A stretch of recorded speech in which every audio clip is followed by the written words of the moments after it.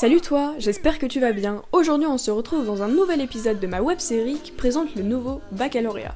On se retrouve donc pendant 2 mois, tous les mercredis et tous les vendredis pour une vidéo à 18h sur une spécialité. Bref, je ne me connais peut-être pas encore mais je m'appelle Julie, j'ai 16 ans et je viens de terminer ma première générale en spécialité mathématiques, physique et SVT. Grâce à la participation de mes amis, j'ai pu te réaliser une série de vidéos qui présentent chaque spécialité proposée par l'éducation nationale dans le nouveau programme du baccalauréat. Cette vidéo s'adresse donc plus particulièrement aux futures premières qui ne savent toujours pas dans quoi s'orienter. Cette vidéo est aussi disponible sur toutes vos plateformes de streaming pour pouvoir l'écouter sous forme de podcast.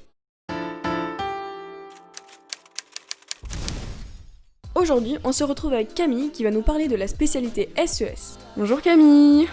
Salut, ça va? Bah oui, et toi? Je m'appelle Camille, je suis à Louise Weiss en classe de première générale et j'ai pris les spécialités d'SES, mathématiques et physique-chimie. Donc aujourd'hui tu vas nous présenter la spécialité SES. Présente-nous un peu les principaux thèmes que tu as fait dans l'année.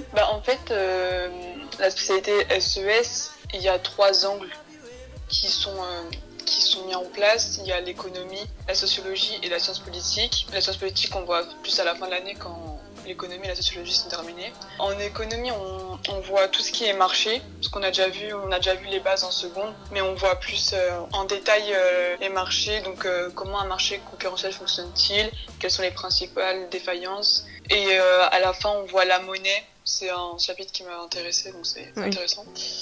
Après, il y a la sociologie, donc c'est tout ce qui concerne le comportement humain, de l'enfance à l'adulte, en fait, comment on intériorise certaines normes de la société, tout ça. Donc c'est très intéressant. Du coup, au niveau du déroulement des cours, donc toi, c'est 4 heures d'SES d'affilée que tu as eu cette année. Je voulais savoir si, par exemple, il y avait 2 heures de cours, 2 heures d'exercice, comment ça se passe? Est-ce que, par exemple, il y a 1 heure vraiment d'économie, 1 heure de sociaux, comment ça se passe? En fait, on peut pas trop mélanger sociologie et économie, donc nous, on a plus alterné sociaux et éco, mais on faisait pas 2 heures d'éco et 2 heures de sociaux obligatoirement. C'était, si on avait terminé le chapitre, en fait, on enchaînait le suivant qu'il avait prévu. Donc il n'y a pas trop de déroulement précis. Après, il faisait des gros contrôles pour nous préparer donc aux épreuves. Donc le niveau attendu en SES, du coup, c'est une matière qu'on n'a pas dans le tronc commun. Quel niveau qu'on attend en fin de première, par exemple? On doit être capable si on décide d'arrêter la spécialité, il faut quand même être capable de comprendre un document, de comprendre les enjeux, de pouvoir l'analyser, le présenter, d'être capable de répondre à une question en la développant avec introduction. Il ne demande pas exactement un cheminement précis, mais de quand même savoir répondre à une question en développant. D'accord, donc un peu les qualités attendues, c'est de savoir raisonner et de comprendre un document finalement. Voilà, c'est ça, et puis de comprendre les enjeux surtout, parce que c'est beaucoup de compréhension par rapport à la société, c'est actuel en fait. D'accord. Et donc niveau devoirs, est-ce qu'il y a beaucoup de devoirs le soir à faire d'un cours à l'autre par exemple? Pas trop. Après, nous on a beaucoup marché sur documents. Du coup on en avait parfois, mais c'est pas des gros travaux à faire. Parce que toutes les évaluations qui étaient en jeu, c'était surtout en cours et ils nous préparaient beaucoup à l'épreuve finale. Donc non, ça va. On a beaucoup de travail à faire à la maison. Beaucoup de compréhension. Vraiment beaucoup de compréhension. C'est plus de la lecture des documents oui, voilà, c'est de la lecture et sur le coup, faut rester attentif parce que c'est beaucoup de compréhension pendant le cours en fait. Faut vraiment poser des questions, pas hésiter et comprendre. Du coup, la spécialité SES, il y a des débouchés, c'est un peu une spécialité qui était déjà là avant. Quels sont les débouchés après une spécialité SES par exemple? On peut faire tout un tas de trucs en fait, des licences, BTS, DUT, des classes préparatoires en économie commerciale, aussi de la comptabilité, de la gestion. Moi je sais personnellement, je vais plus me diriger vers une licence, donc voilà, mais après il faut aussi penser, moi je sais que quand j'y avais été, il m'avait dit que ce qui est très important aussi c'est les maths. D'accord. Oui, je voulais en revenir dessus parce que j'ai eu Lilou avant qui m'a parlé de la spécialité histoire géopolitique et qui me disait que c'était très relié à la SES. Et du coup, la SES c'est aussi très relié aux maths finalement. C'est qu'ils demandent, limite, quand je suis allée voir la licence, ils nous ont presque dit plus, faut vraiment faire les maths et après vous prenez n'importe la... Enfin, la troisième spé, après c'est libre, c'est ça? Ouais, oui, D'accord. voilà, c'est ça. Mais les maths, c'est très important en fait. C'est très important parce que dans les études, même si à la fin ils vont pas trop nous servir, bah c'est compliqué de faire autrement. C'est triste à dire, mais souvent les maths, c'est ce qui trie un peu tout le monde. C'est vrai là, que... c'est ce que j'ai remarqué, c'est triste. Mais...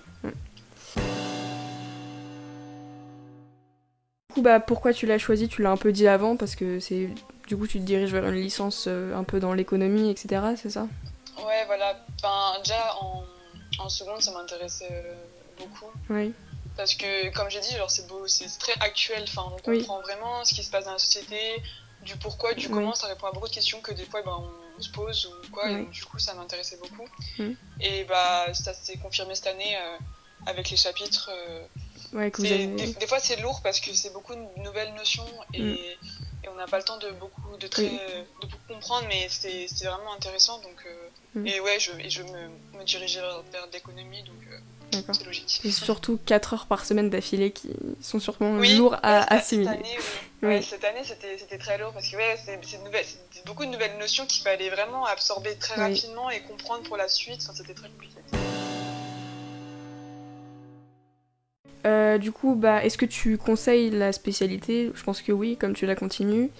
Et à quel type de personnes? Aux personnes qui ont envie de comprendre le monde qui les entoure et qui n'ont pas peur de s'intéresser aux choses, parce que je sais que moi ça me prenait beaucoup de temps à chaque évaluation de me poser et de vraiment comprendre le sujet en détail et de comprendre les enjeux.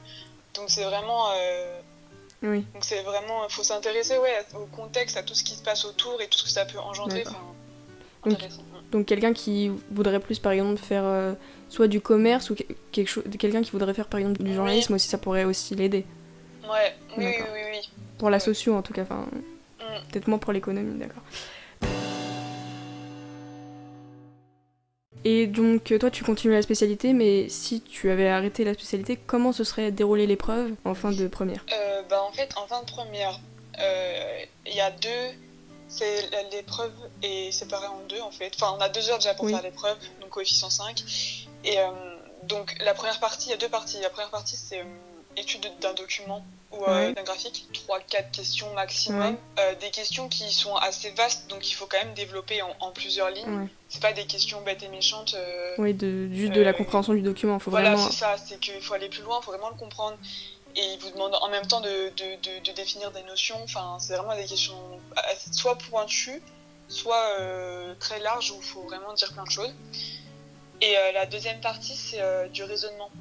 Donc c'est sur un dossier documentaire, encore une fois, où ils vous mettent 1 ou 2 documents et ils vous mettent une grande question. Ah oui, c'est un peu comme en histoire finalement. Oui, voilà, c'est un peu comme ça. C'est qu'ils vous mettent une question, il faut vous appuyer sur les documents, mais en plus, pas oublier ce que vous avez appris en cours et de rajouter aussi des connaissances personnelles. Donc c'est vraiment... C'est très sûr. Faut vraiment avoir une bonne compréhension des documents finalement. Si on sait pas lire un document, c'est... D'accord. Ouais, c'est ça. Et bien comprendre, c'est vraiment la compréhension. C'est pas du par cœur, vous n'êtes pas obligé de comprendre, de connaître par cœur. C'est vraiment de raisonner, c'est important. D'accord. Bon, bah merci beaucoup. Je t'en prie. Merci d'avoir regardé cette vidéo. Si celle-ci t'a plu, n'hésite pas à t'abonner pour ne pas louper la vidéo de la semaine prochaine sur une autre spécialité. Bye!